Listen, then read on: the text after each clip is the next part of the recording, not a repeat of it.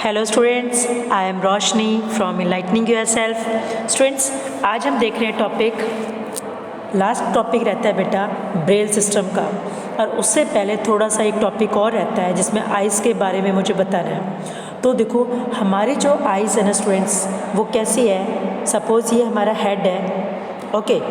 जैसे मैं आपको बताती हूँ, ये मान लो हमारा हेड है बेटा, और यहाँ फ्रंट में है हमारी।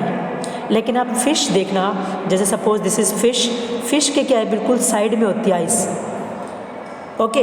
तो इस तरीके से फिशेस क्या है बेटा, पूरे उसको 60 डिग्री पे पूरे दूर तक का इसको और बैक तक का दिखाई देता है। इसी तरीके से आप बटरफ्लाई में देखो, यहाँ पे बटरफ्लाइज में जो आइज़ है ना, कई बार आपने देखा होगा बटरफ्लाई को पकड़ने के लिए जाते हो और उसके पीछे से जब थोड़ा पास में जैसे जाते हो बटरफ्लाई उड़ जाती है। उसका रीज़न क्या है? उसका रीज़न ये है क्योंकि हमारी आइज़ केवल फ्रंट और साइड तक का थोड़ा देख पाती है, लेकिन बटरफ्लाइज की आइज़ जो है ना बेटा, वो पीछे तक की भी, बैक का भी पूरा कंप्लीट, क्योंकि ये जो आइज़ है ना, ये पूरा कंप्लीट रोटेट कर लेती है। और बटरफ्लाइज की आइज़ जो है बेटा लार्ज, उनकी आइज़ लार्ज है और 1000 ऑफ लिटिल आइज़ से मिलके बनी हुई है। लार्ज आइज़ है और 1000 ऑफ लिटिल, क्या बताया, हज़ारों छोटी छोटी लिटिल आइज से मिलके एक लार्ज आई बनी हुई है। और ये पूरा 360 पे रोटेट हो जाती है आइज़, तो पीछे तक का पूरा उनको दिखाई दे जाता है और हमें नहीं दिखाई देता। इसी तरीके से आप देखो बेटा, आउल है यहाँ पे, नाइट बर्ड है owl, can see in the night but not during the day. क्यों? क्योंकि यहाँ पे देखो, ऐसे इसका रीज़न भी बताती हूँ। ऐसे देखो, जैसे ईगल है, ईगल बेटा केवल डे टाइम पे देख सकती है, लेकिन रात को ईगल को नहीं दिखाई देगा। तो दोनों बर्ड्स हैं, लेकिन दोनों बर्ड्स में डिफरेंस क्या है यहाँ पे देखो, क्योंकि जो आउल है ना, उसका कॉर्निया, क्या बेटा, आउल का जो कॉर्निया है और उसका जो प्यूपिल है वो क्या होगा, उसका साइज़ लार्ज है, तो उससे allow more light in the eyes, उससे क्या होगा, वो ज़्यादा लाइट अलाउ कर रहा है। देखो इसको ध्यान से, ये बहुत इंपॉर्टेंट पॉइंट है, क्योंकि आउल का कॉर्निया भी लार्ज है और उसमें लार्ज प्यूपल है। अब कॉर्निया लार्ज है तो ज़्यादा लाइट एंटर कर पाती है, और प्यूपल का साइज़ भी लार्ज है, तो उससे क्या होगा, ज़्यादा लाइट एंटर कर पाएगी। अब यहाँ पे एक और चीज़ नोट करो, हमारे आइज़ के अंदर कोन सेल्स ज़्यादा है और रॉड सेल्स कम है, लेकिन आउल में ये अपोजिट है बेटा। यहाँ पे देखो, आउल में कि जो रेटिना होते हैं, रेटिना पे large number of rod sales ज़्यादा है और कोन्स क्या है, बिल्कुल कम है। सो इसीलिए रॉड सेल्स कब एक्टिवेट होते हैं, डिम लाइट में। रॉड सेल्स डिम लाइट में एक्टिवेट होते हैं और कोन सेल्स ब्राइट लाइट में। ये हमें पता है, कोन सेल्स ब्राइट लाइट में एक्टिवेट होते हैं, रोड सेल्स डिम लाइट में। और रात को डिम लाइट है, सो डिम लाइट ज़्यादा, कॉर्निया का साइज ज़्यादा बड़ा हो गया तो ज़्यादा डिम लाइट क्या होगी, एंटर करेगी रात के समय। और लार्ज प्यूपल का साइज़ है, तो जितनी ज़्यादा एंटर करेगी उतना ही ज़्यादा रात में उस पक्षी को दिखाई देगा। आई होप ये क्लियर हो गया होगा। अच्छा, एक टॉपिक हमारा रह गया था बेटा, जैसे मैं आपको समझाती हूँ यहाँ पे आइज़ का जो ये डिग्री ऑफ एंगल बन रहा है कि हम कितने डिग्री पे, सॉरी, आइज़ से पहले वाला जो मैं आपको समझा रही हूँ वो ये रह गया था हमारा एंगल, कि जैसे ये टॉपिक है यहाँ पे देखो। तो स्टूडेंट्स, मैं आपको बताती हूँ कि जहाँ पे हमने कई बार देख रखा होगा कि हम किन्हीं दो मिरर्स के बीच में, ठीक है, दो मिरर को हम लोग किसी एंगल पे रख देते हैं तो कितनी इमेजेस बनेगी। जैसे मान लीजिए एक मिरर मैंने ये रख दिया, ओके, एक मिनट बेटा, एक मिनट, हाँ, एक मिरर मैंने इस एंगल पे एक मिरर मैंने ऐसे लगाया, दूसरा मिरर मैंने ऐसे लगा दिया। यहाँ पे देखो, एक मिरर ऐसे है, दूसरा मिरर ऐसे है, तो दोनों में यहाँ पे मान लीजिए 90 डिग्री है बीच में, तो ये 90 डिग्री हो गया, तो कितनी इमेजेस बनेगी।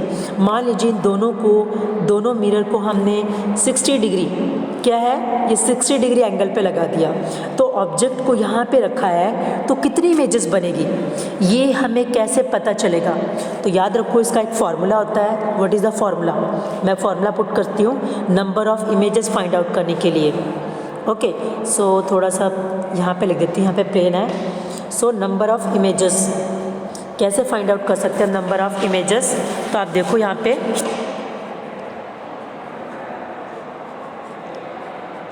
सो नंबर ऑफ इमेजेस कैसे कैलकुलेट करेंगे स्टूडेंट्स? फॉर्मूला है 360 डिग्री बाय में थीटा माइनस 1। थीटा का मतलब है स्टूडेंट्स यहाँ पे जितना एंगल दो मिरर के बीच में जितना एंगल, मान लीजिए दो मिरर, ये ऊपर 360 तो सेम आएगा, मान लीजिए दो मिरर के बीच में एंगल है 60 डिग्री का, ठीक है। अब यहाँ पे 0 से और ये माइनस, देखो ये इस फॉर्मूले के अंदर मैंने वैल्यू पुट कर 360 है ऊपर, मैंने 360 लिख दिया। थीटा की जगह पे मैंने बताया दो के मिरर के बीच में एंगल है 60 डिग्री, तो मैंने थीटा की जगह वैल्यू पुट कर दी 60 डिग्री। आगे क्या है स्टूडेंट्स? -1। ओके, तो 0 से 0 कट, 6 1 जा 6, 6 6 जा 36, 6 - 1 इज इक्वल टू क्या आ गया स्टूडेंट्स? 5। अगर दोनों मिरर को हम 60 डिग्री पे रखेंगे तो इमेजेस कितनी बनेगी? 5। इसी तरीके से एक और देखो स्टूडेंट्स, नेक्स्ट, अब ये फॉर्मूला तो हमें लर्न हो गया।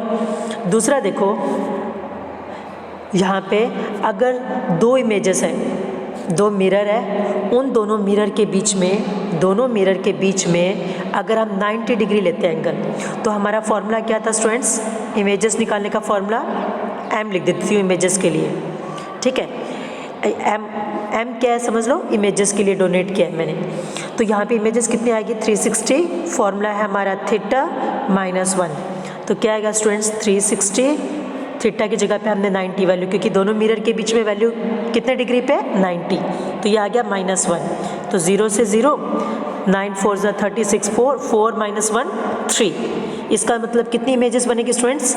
3। इसी तरीके से अगर आप अलग अलग वैल्यू पुट करके रखोगे, मान लीजिए 30 वैल्यू पुट करते हैं, दो मिरर है, उनके बीच का एंगल हमने लगा लिया 30 डिग्री। कितना बेटा? 30 डिग्री एंगल है। तो देखो 360 मैं डायरेक्ट ही पुट कर देती हूँ वैल्यू, माई एंगल है 30 का और -1, तो देखो 0 से 0, सो कितना आएगा यहाँ पे? 3 12 जा 36 और 12 - 1 11, तो टोटल वहाँ पे इमेजेस बनेगी। अगर दो मिरर ऐसे और ऐसे, इन दोनों मिरर के बीच में अगर 30 डिग्री का एंगल होगा तो इमेजेस बनेगी कितनी इमेजेस? 11 इमेजेस। तो इस तरीके से हम नंबर ऑफ इमेजेस कैलकुलेट कर सकते हैं जब अलग अलग हो। ओके स्टूडेंट्स, ये दो टॉपिक बीच में छूट गए थे वीडियो में, तो जो मैंने आपको कंप्लीट करा दिया है। मैं हर वीडियो में पूरा A to Z पूरा सिलेबस कंप्लीट करवा रखा है स्टूडेंट्स, एक भी मिस नहीं होने देती। जहाँ पे मुझे लगता है कोई चीज़ रहा है तो मैं वहाँ पे उसको कंप्लीट करा देती हूँ। अब देखते हैं स्टूडेंट्स, हमारा जो लास्ट टॉपिक है दैट इज़ ब्रेल स्क्रिप्ट के बारे में हम पढ़ लेते हैं थोड़ा सा। तो ब्रेल वाला क्या था बेटा? ये होता है जहाँ पे जो लोगों को दिखाई नहीं देता, visually impaired person can read and write? No. जो पर्सन्स जिनको मान लो जन्म से जो बेटा अंधे होते हैं या किसी वजह से आँख के ऊपर चोट लगे और वो अंधे हो गए हैं, जिनको दिखाई नहीं दे रहा है, तो वहाँ पे क्या है, जिन्होंने अपनी आँखें लूज कर खो दी है किसी भी कारण, इंजरी के कारण या कोई आप ये लगा सकते हो आई साइट किसी भी डिजीज़ की वजह से भी हो सकती है, कोई भी रीज़न हो सकता है। तो वहाँ पे देखो स्टूडेंट्स, ये इसके लिए यहाँ पे देखो, यहाँ पे ये 6 ये अलग अलग लेटर के लिए ब्रेल ने ये सिस्टम किसने अप्लाई लिया था सबसे पहले? ये ब्रेल, ये पर्सन का नाम है बेटा ब्रेल। ये भी खुद क्या था? विजुअल इम्पेयर्ड पर्सन था ये, और उसने भी हर पर्सन को पढ़ने लिखने का अधिकार है। तो इसलिए उसने, जैसे नहीं हम किसी पेज को टच करें और वो ऊपर की तरफ उभरा हुआ हो तो हम हाथ से पता चल जाएगा कि इसके नीचे कोई चीज़ है। तो इस तरीके से ये टोटल नंबर ऑफ डॉट होती है 6, ऐसे 1 2 3 4 5 6 डॉट होती है, और टोटल इसके जो कैरेक्टर होते हैं वो 63 होते हैं। ठीक है, इसमें ऊपर लिख भी रखा है, आप देख लेना 63 का है। तो अगर मैं इसको हाथ से छू के देखूंगी तो अगर इसमें टोटल 6, एक इसमें टोटल 6 होती है ना डॉट, तो सबसे ऊपर डॉट है ना 2, तो इसका मतलब वो अल्फ़ाबेट हो गया C। सबसे ऊपर कॉर्नर पे एक ही डॉट है, इसका मतलब वो कौन सा अल्फ़ाबेट हो गया स्टूडेंट्स? A। और यहाँ पे फर्स्ट लाइन के इधर डॉट है, फिर इधर डॉट है और इस साइड डॉट है, तो इसका मतलब वो अक्षर क्या बन गया स्टूडेंट्स, पी।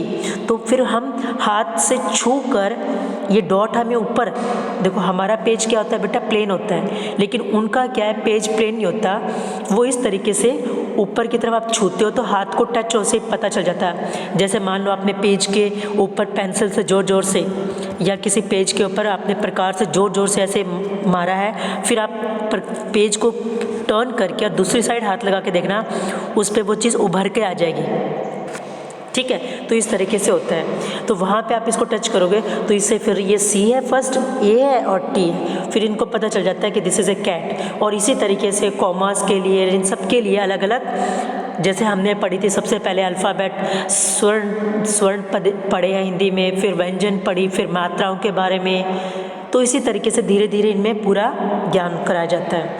तो ये क्या है बेटा, एक तो सबसे पहले most popular resource for visually challenge person किसने दिया था, ब्रेल ने दिया था। इस पर्सन का नाम, इसका पूरा नाम क्या था बेटा, लुइस ब्रेल। क्या था इस पर्सन का पूरा नाम, लुइस ब्रेल। ये हिमसेल्फ क्या था, विजुअली चैलेंज पर्सन था, और सिस्टम डेवलप पे, system for visually challenge person के लिए सिस्टम डेवलप किया कब, 1821 में। तो इसने देखो खुद विजुअली चैलेंज पर्सन था ये, और फिर भी इसने दूसरों को भी मतलब आंखें ना होते हुए भी दूसरों के लिए सहायता की।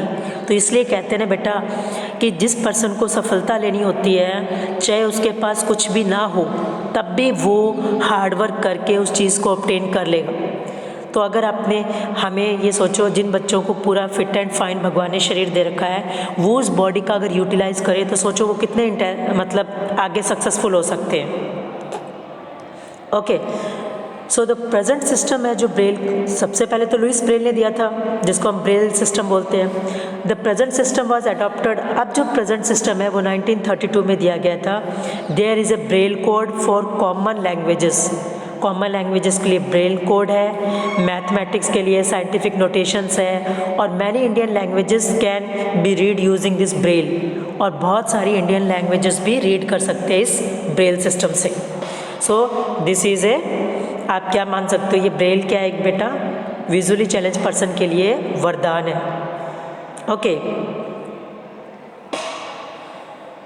सो इनको ये बिगनिंग से लर्न करवाया जाता है, ब्रेल सिस्टम में बिगनिंग से उनको लर्न कराते हैं, जैसे आप लोग अपनी क्लासेस में स्टार्टिंग से पढ़ते हो उसी तरीके से। स्पेशल कैरेक्टर्स होते हैं, स्पेशल लेटर्स होते हैं, ठीक है। Method depend upon recognize by touching, लेकिन कौन सा मेथड करते हैं ये पढ़ने के लिए, टच करके, हाथ से उसको टच करके फिर ये पढ़ते हैं। Each character has to be memorize, हर कैरेक्टर को लर्न करना पड़ता है। Braille text can be produce by hands और बाय मशीन, देखो हाथ से भी और मशीन से भी इसका उपयोग कर सकते हैं। टाइपराइटर की तरह डिवाइस होता है, और printing machines have now been develop, अब प्रिंटिंग मशीन्स भी आ गई, पहले जैसे टाइपराइटर होता था ये। और ये सबसे ज़्यादा इसके बारे में जो बता रखा है इस पर्सन के बारे में, देखो ये हेलन केलर के बारे में देखो बेटा। Indians have great achievement to their credit, यहाँ पे देखो Diwakar, a child prodigy has a given amazing performances as a singer. ऐसे ही Ravinder Jain, born completely visually impaired, obtain his Sangeet Prabhakar degree from Allahabad, देखो इसने संगीत प्रभाकर में डिग्री अपनी ले ली। He has shown his excellence as a lyricist, singer and music composer में। तो इसी तरीके से ये हेलन केलर है यहाँ पे देखो। तो हर एक पर्सन, अगर बेटा हर लाइफ में अगर आप लोग मेहनत करोगे तो कहीं ना कहीं कामयाबी उस पर्सन का कदम ज़रूर छूती है। सो ये आपको पता चल गया अब किस तरीके से लेटर्स पढ़े जाते हैं if the person is visually impaired. Okay, so new systems apply हो रहे हैं। सबसे पहले लुइस ब्रेल ने किया था, और उसके बाद यहाँ पे 1932 में न्यू अडॉप्ट हुआ है ये। ओके, सो आई होप सभी को क्लियर हो गया होगा। सो यहाँ पे इसके बारे में आपको ये ज़्यादा को डिटेल में पढ़ने की ज़रूरत नहीं है, क्योंकि हमें बस पता होना चाहिए कि जिन पर्सन्स के आंखें नहीं हैं तो वो पर्सन कैसे पढ़ते हैं। तो इस तरीके का एक ब्रेल सिस्टम होता है। I hope it is clear.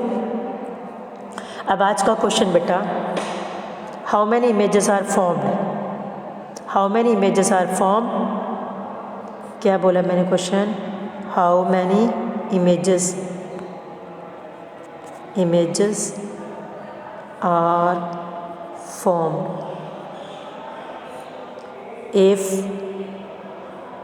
two mirror are at an angle of 30 degree. कितनी इमेजेस आएगी अगर दो मिरर को हम 30 डिग्री एंगल पे फिक्स करते हैं, तो कितनी इमेजेस बनेगी। उन दोनों मिरर के बीच में एंगल कितना है 30 डिग्री, और उन दोनों मिरर के बीच में हमने 30 डिग्री पे सेट करने के बाद वहाँ पे कोई ऑब्जेक्ट रख दिया उनके बीच में, तो वहाँ पे कितनी इमेजेस बनेगी। You have to give your answer in my comment box. So thank you students for watching my videos. और सभी स्टूडेंट्स को कॉन्ग्रेचुलेशन जिन्होंने मुझे बहुत अच्छा फीडबैक दे रखा है स्टूडेंट्स, और जिन स्टूडेंट्स के आंसर्स हमेशा करेक्ट होते हैं और जो स्टूडेंट्स हार्डवर्क कर रहे हैं। ओके, आपका हार्डवर्क देख के ही हमें अच्छा लगता है और हमें अच्छी वीडियोस बनाने का भी मन करता है। जितना आप पढ़ोगे लाइफ में उतनी ही सक्सेस मिलेगी बेटा। और आपको तो वीडियो का डबल बेनिफिट होता है, क्योंकि आप वीडियोस को 2 बार 3 बार, लेकिन कभी भी वीडियोस को देखते हो तो उसके बाद बुक की रीडिंग करो।